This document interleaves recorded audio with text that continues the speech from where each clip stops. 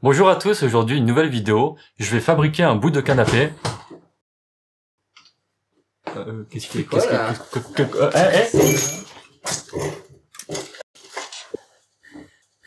Salut à tous, comme vous l'avez compris, aujourd'hui une vidéo et un format un peu spécial. J'ai mon pote JU qui est avec moi, qui n'a jamais touché un poste de sa vie. Tu confirmes? Ouais, je confirme. Lève la main droite et dis je le jure. Je le jure, oui. Il voulait absolument fabriquer quelque chose en bois plus métal pour faire de la soudure et créer un objet de ses propres mains.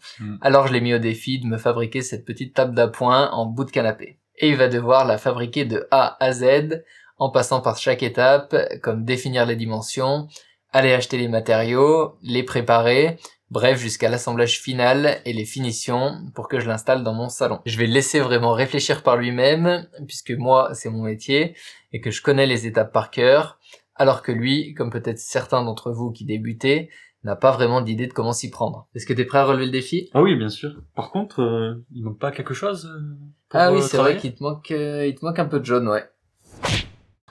Wow. Ah oui. Ouais, c'est mieux comme ça quand même, ouais, je préfère, ouais.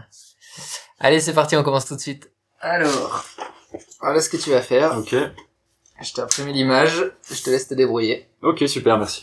Pour moi, déjà, le truc, ça serait d'établir la hauteur. Quelle hauteur il faut faire par rapport au canapé. Ensuite, la largeur, je pense que vraiment, on peut faire quelque chose comme 40 cm.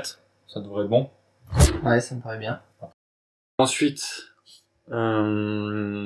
il va falloir que j'identifie tous mes morceaux en fait, parce que tout ça c'est de la soudure, donc il va falloir que je compte. Je sais pas comment on dit, mais tous les morceaux qu'il va me falloir. Là par exemple, il me faut 1, 2, 3, 4. 1, 2, 3, 4. Alors, je t'ai fait le dessin de la structure en acier. Maintenant, faut que tu me donnes les cotations de tout ce qu'on doit faire. Ok.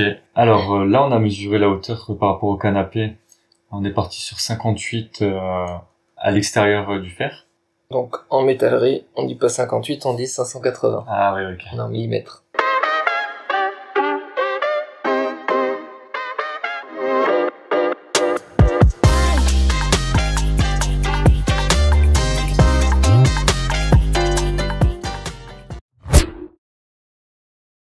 Alors, on a récupéré nos tubes de 20 par 20. Pour le carré de 6 mm, il y en avait pas, donc on a pris du rond de 6 mm. Et le plateau en bois, on a pris un morceau de lamelé collé en chaîne. Pour l'achat des matériaux, d'instinct, JU s'est dirigé vers les magasins de bricolage. Donc on en a eu pour 49 € pour le tube de 20 par 20, 11 € pour le rond de 6 mm et 21 € pour la planche en lamelé collé de chêne. Alors comme c'était des barres de 2 mètres, on a un petit peu de rab, mais si on était passé par des magasins qui sont fournisseurs de métaux, on en aurait eu pour moins cher. Vous avez par exemple Proliance, où il y a des magasins un peu partout en France, où vous pouvez y aller en tant que particulier et vous trouverez des prix plus abordables.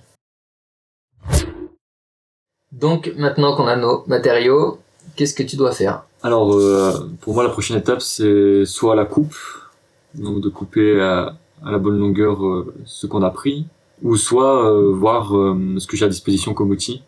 Ouais, alors pour ça, je vais te donner le minimum vital, comme quelqu'un qui commence à bricoler et qui est pas très équipé, quoi. T'auras principalement comme outillage une meuleuse, un poste à souder basique, là ce sera le fil fourré Parkside, ça aurait pu être un poste à l'électrode. T'auras aussi une visseuse, et puis après ce sera de l'outillage à main, comme les équerres ou autre. Donc tu m'as parlé aussi des coupes, donc effectivement il va falloir qu'on fasse ce qu'on appelle une fiche de débit, où on va relever nos longueurs, calculer nos longueurs exactes, avec les angles à couper. Alors pour la fiche de débit, moi j'ai un truc que j'aime bien faire, je vais donner un exemple par exemple avec cette partie-là. Je me trace le profil, avec, là j'aurai 2 coupes droites, donc coupe droite, coupe droite. Je prends la longueur, donc là on a donné 260, donc la longueur on la prend telle quelle, 260, et il y en a une. Donc je me marque x1. Donc comme ça je sais que j'ai un morceau de 260 mm à couper avec 2 coupes droites. Okay, voilà. Je te laisse faire la suite. Bon, admettons, on va commencer par le haut. Moi ce que je vois c'est que là on a un cadre, donc ça sera pas des coupes droites déjà, pour ça. Très bien. On va les faire, comment on appelle ça en angle à 45.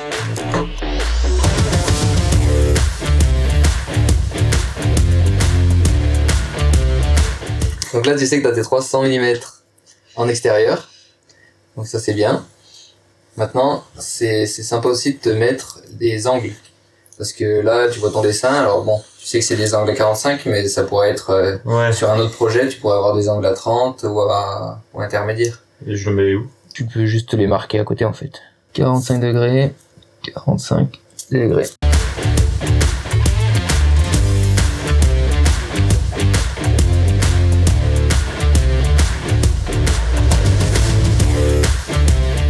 Et ben voilà, maintenant tu sais ce que tu as à découper.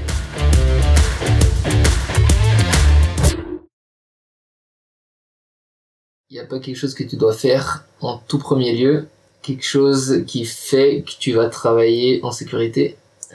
Ah oui, oui, bien sûr, il faut que je prenne les EPI, les équipements de protection individuelle. Ah. Exactement.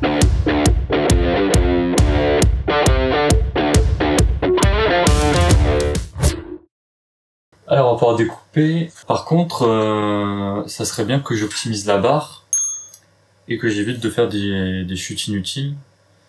Donc, il faudrait que je calcule quelle longueur mettre sur cette barre pour avoir le moins de chutes possible et sur les 3 barres de 2 mètres qu'on a achetées. C'est ça. Et c'est pas que pour avoir le moins de chutes possible, c'est aussi pour être sûr de pouvoir couper toutes tes longueurs. Je vais te donner un exemple. Donc c'est important de faire ce qu'on appelle une mise en barre, parce que imaginons que tu aies 2 barres de 1 mètre, que tu doives découper un morceau de 600 mm, un morceau de 300 mm, un morceau de 450 mm et un dernier morceau de 450 mm. Si tu décides de commencer par le 300 mm, tu vas couper tes 300 mm dans ta barre. Ensuite, admettons que tu décides de couper un 450, tu vas couper tes 450 mm toujours dans la même barre. Ensuite, tu vas vouloir couper tes 600 mm, tu vas les couper dans ta nouvelle barre vu que ça passe pas dans l'ancienne. Et ton dernier 450, tu vas vouloir le couper, sauf que là, ta chute qui te reste, vu que ta barre fait 1 mètre, il te reste que 400 et donc tu peux pas avoir tes 450 mm.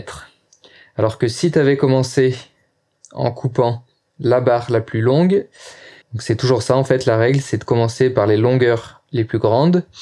Donc en fait, tu aurais coupé tes 600 mm en premier. Ensuite, tu aurais vu qu'ici, il ne restait pas la place pour mettre un 450. Donc, logiquement, tu aurais coupé tes 300 mm. Ensuite, il te restait les 450. Et là, donc dans celle-là, qui était neuve, tu aurais coupé 450 et 450. Et tu n'aurais pas été embêté. Donc là, on a dit qu'on prenait la plus grande longueur. Donc, hop. Donc comment tu vas tracer tes 45 degrés? Ce que je pense, c'est soit je fais ma coupe droite, ensuite je reprends et je fais à 45. Non, ça fait trop de coupe. Et sinon, si je dois faire à 45 maintenant, utiliser un compas, où il faudrait que je prenne une mesure, donc là on va dire que c'est la mesure externe, celle qu'on a définie, et ensuite une mesure intérieure pour...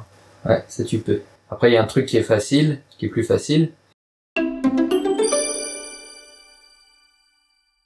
Ici un angle à 90 et ici tu as 2 angles à 45. Quand tu as un angle comme ça, le côté ici fait la même longueur que le côté ici. Donc sur ton métal, pour tracer ton angle à 45, tu peux prolonger ton trait jusqu'au bout à l'aide d'une équerre. Et comme on l'a dit, nous on veut un angle à 45 comme ça, et on a dit que la longueur là était égale à la longueur là. Donc ici c'est la largeur de notre tube, donc 20 mm. Donc tu reportes tes 20 mm là. Pour être précis, tu peux mettre ton mètre déjà à 100, et du coup 100 plus 20, 120. Donc là on a bien nos 20 mm ici. Et ensuite, comme tu as 20 mm, 20 mm, t'as plus qu'à tracer entre les deux, et là t'as un angle qui est à 45 degrés. Tout simple. Donc là, je vais te montrer comment je fais mes coupes, et après ce sera à toi de faire pareil.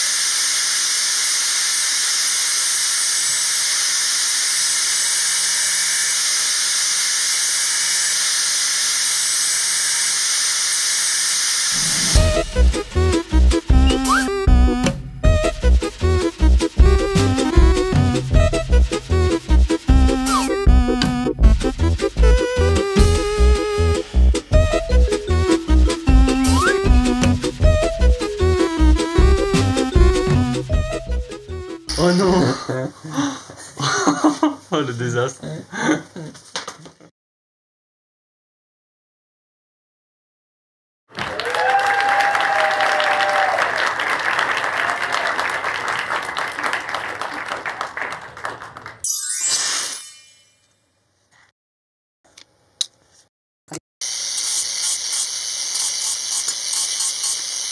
et puis c'est d'en haut à en bas comme je faisais.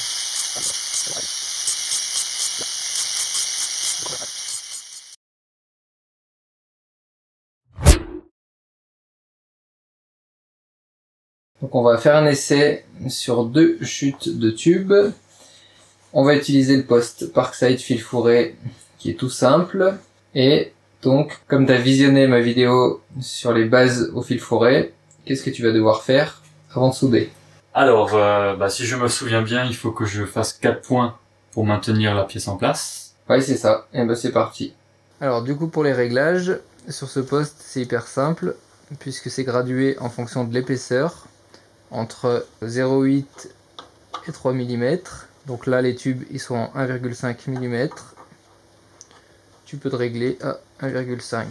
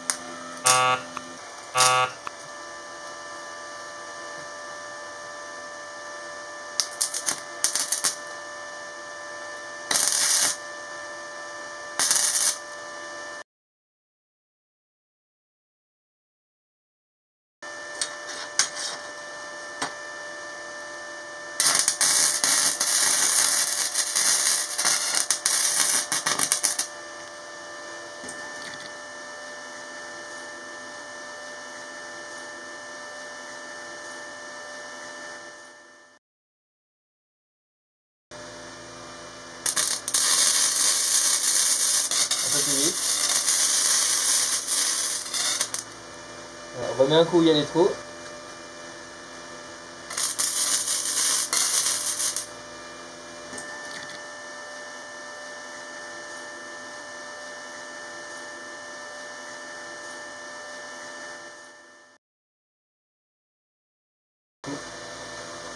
Un peu plus droit quand même. Voilà, un point comme ça. Voilà. Tu cales ta main. Attends, alors. Là au moins tu verras bien. C'est comme ça. Voilà, nickel. Doucement, doucement, doucement. C'est bien, c'est bon, c'est bon, c'est bon. Yes, ça me plaît ça.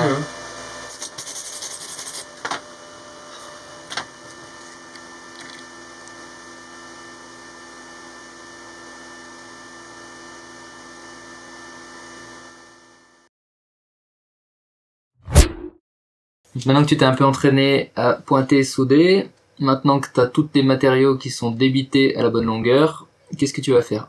Écoute, on va souder, hein. Ouais, tu vas faire quoi comme assemblage en premier?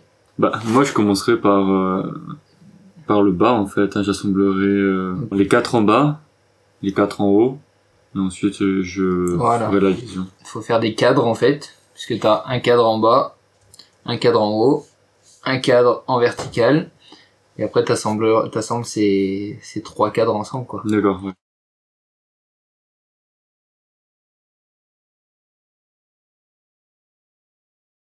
Alors, comment tu t'y prendrais pour assembler ce cadre? Je t'ai donné une équerre et un mètre. Je vais retirer les angles.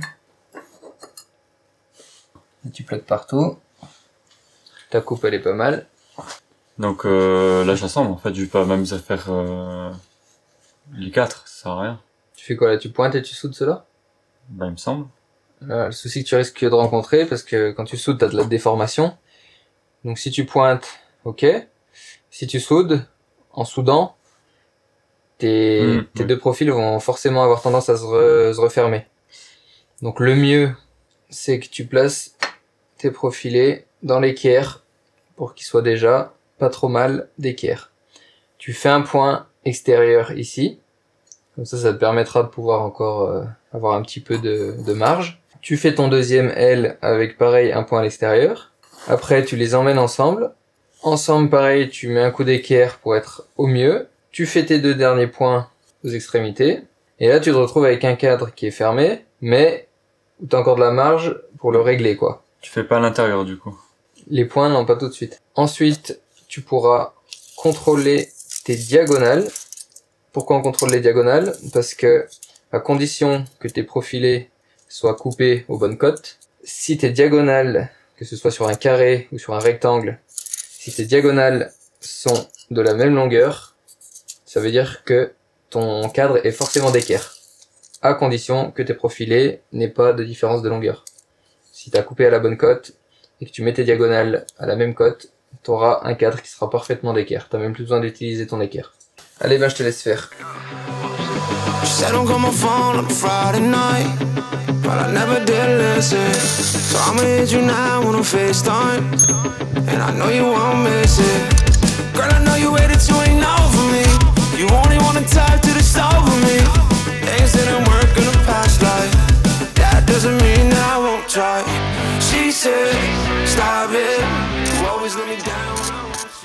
Donc tu vas contrôler tes diagonales.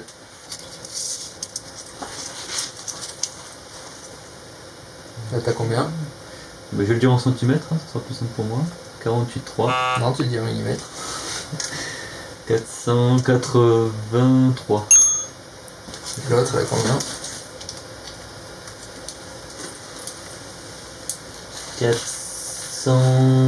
82, 3, non 3, on a 3.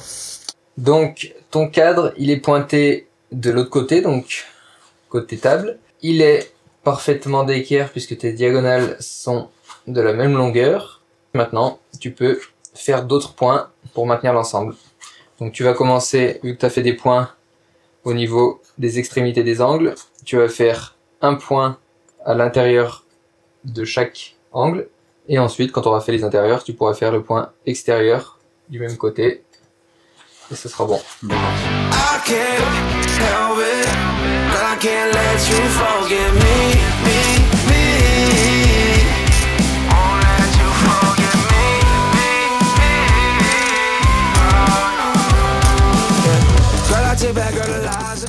Tu vas contrôler quand même tes diagonales avant de souder parce que ça a pu bouger au pointage. Ok, et tu vas souder comment là? Je vais partir de l'angle vers l'intérieur, de l'extérieur vers l'intérieur. Et non, ça déforme toujours plus en angle intérieur. Et ça déforme toujours plus à l'endroit où tu t'arrêtes de souder. Donc en fait, tu déformes moins si tu commences à l'intérieur et que tu finis à l'extérieur, puisque comme tu finis à l'extérieur, il va tendance à tirer plus vers l'extérieur. Donc c'est mieux que l'inverse, parce que si tu finis à l'intérieur, ta zone de chauffe à la fin elle va être à l'intérieur où ça déforme le plus, et ça va tirer un max.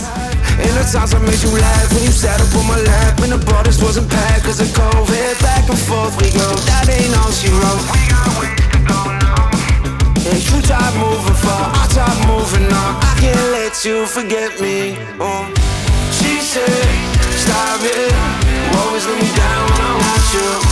I can't help it.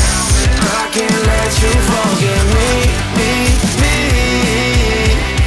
Won't let you forget me, me, me.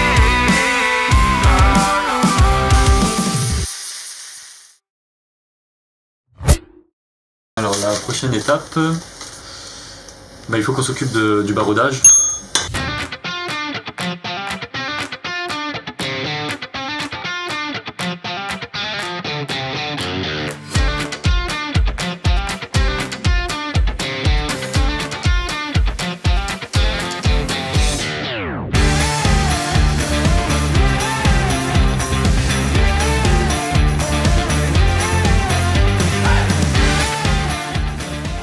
Donc, moi ce que je fais quand je suis tout seul, c'est que je place ma base comme elle vient, je contrôle comment est l'éclairage, là je vois que ça sort trop à l'extérieur, donc comme ça sort trop à l'extérieur, je le maintiens comme ça, et généralement je me fais un point à l'intérieur.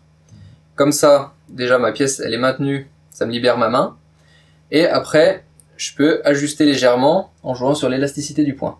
Et après, quand mon premier point est fait et que j'ai re-réglé à 90, je fais mes autres points pour maintenir comme il faut ma base. Toi, comme t'es tout seul, que tu débutes, potentiellement, t'aimerais avoir tes deux mains de libre pour faire ton premier point.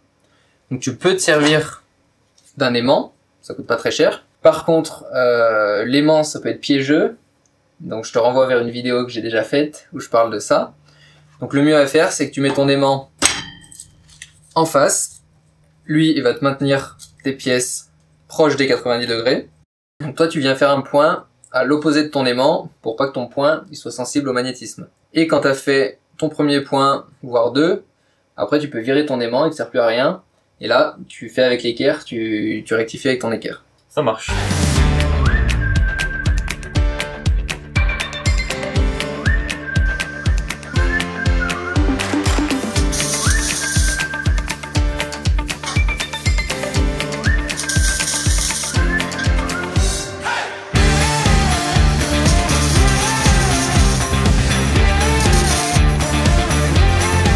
Moi, ce que je ferais en premier mes soudures extérieures qui tirent un petit peu moins, et ensuite je fais tout de suite en face la soudure intérieure qui tire un peu plus. Comme ça, la soudure intérieure elle sera contrainte par celle de derrière pour pas trop attirer ton cadre vers l'intérieur.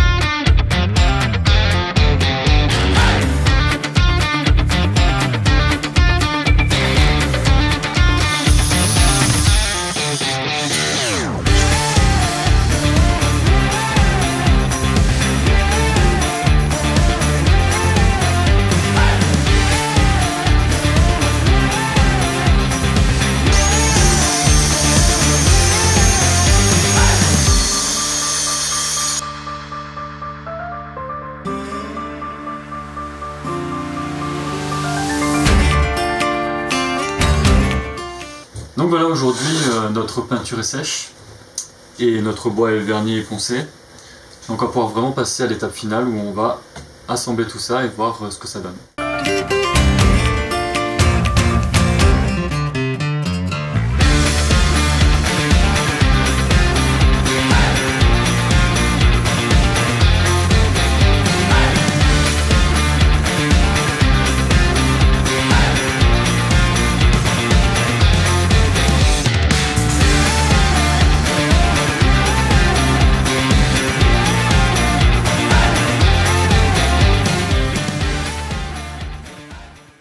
Bon, t'as survécu? Ouais, ça n'a pas été de tout repos, mais très content du résultat et de ce que j'ai fait.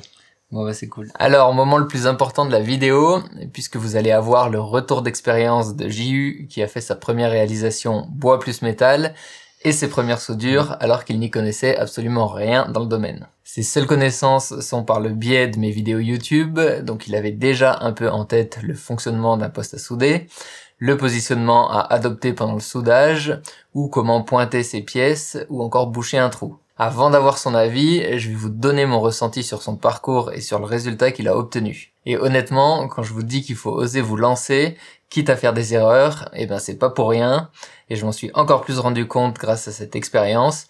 J'ai vraiment voulu laisser JU un maximum en autonomie. Sur toute sa réalisation, j'ai dû reprendre à peine 2 ou 3 trous qu'il n'arrivait pas à reboucher, sinon les autres, il les a rebouchés lui-même, et les seuls autres conseils que je lui ai donnés étaient liés à des choses qu'il pouvait pas deviner, comme par exemple le fait que la soudure entraîne des déformations qu'il faut anticiper ou rectifier, ou encore qu'en assemblant les barreaux de gauche à droite ou de droite à gauche, on a tendance à accumuler un décalage, parfois trop visible sur le dernier barreau. Il faut donc faire en sorte que le dernier barreau à positionner soit celui du centre afin de répartir cet éventuel décalage. J'ai aussi donné quelques conseils comme penser à dégraisser à l'acétone avant peinture, faire attention aux projections de soudure qu'on appelle gratons qui sont très visibles si on oublie de les enlever, ou encore fraiser les trous de fixation des plateaux bois pour que les têtes de vis se voient le moins possible. Mais dans tous les cas, ce sont des choses que vous finissez par apprendre à vos dépens si vous les oubliez. Pour parler de la réalisation en elle-même, évidemment c'est pas parfait niveau finition et esthétique des soudures,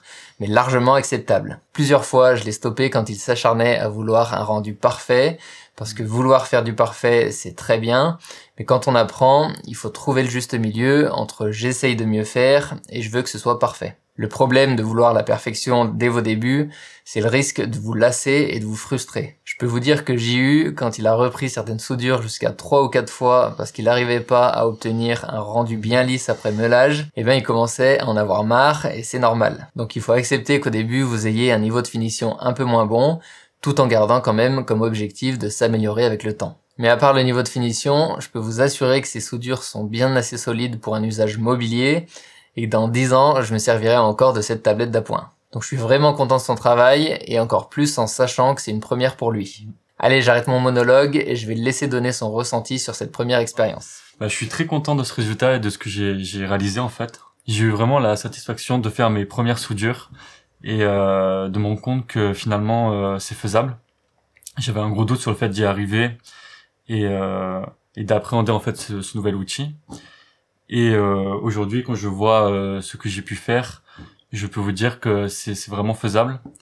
Alors c'est sûr qu'au début, j'avais peur que ce soit par exemple même de la meuleuse, parce que les étincelles ça impressionne et qu'on ne connaît pas non plus l'outil qu'on utilise, on ne sait pas vraiment les dangers qu'il peut représenter.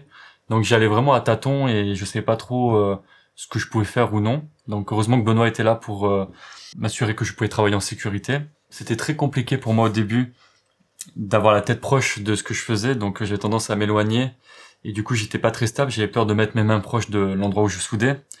Ce qui faisait qu'en fait, même si on se rend pas compte, je tremblais un petit peu et ce qui fait que je perçais beaucoup plus facilement. Donc une fois que j'ai pu mettre vraiment ma main en dessous, être stable ou tenir ma pièce, être vraiment très proche de ce que je faisais, ça a complètement changé. Vraiment, moi j'ai vu la différence. Et j'étais beaucoup plus en confiance aussi parce que j'ai vu que je pouvais le faire sans me mettre en danger.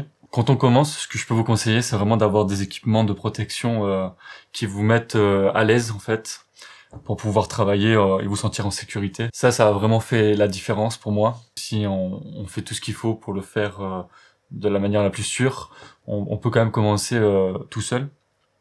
Donc ça, c'est vraiment ce que j'ai retenu, c'est toutes ces petites choses qui font que au final, j'ai réussi à partir de rien, de ne pas avoir de connaissances, de ne pas avoir de compétences dans ce domaine, et finalement à la fin d'être plutôt à l'aise, entre guillemets à l'aise, bien sûr, et d'avoir même aujourd'hui envie de reproduire l'expérience, d'en refaire, et d'aller plus loin, de m'améliorer, et ça m'a vraiment plu, c'est quelque chose qui est très agréable à faire. Donc pour conclure, je suis très content de cette expérience, et j'ai hâte de recommencer, et j'espère que Benoît me réinvitera pour une nouvelle vidéo. Ah, ça me fait plaisir, c'est ce que je voulais entendre. C'était aussi le but de cette vidéo, de montrer que le soudage est accessible avec quelques bons conseils, et qu'il faut vraiment oser vous lancer, et pas vous démotiver à cause des quelques galères du début, par lesquelles tout le monde passe. JU, en tout cas, je te dis merci de t'être prêté au jeu, c'était vraiment sympa, et je te dis à bientôt, peut-être pour un nouveau projet du coup. Bien sûr, j'espère aussi. Allez, au revoir Benoît, ciao ciao. Hop hop hop hop hop hop. Il va quand même pas partir avec mon pull celui-là, non?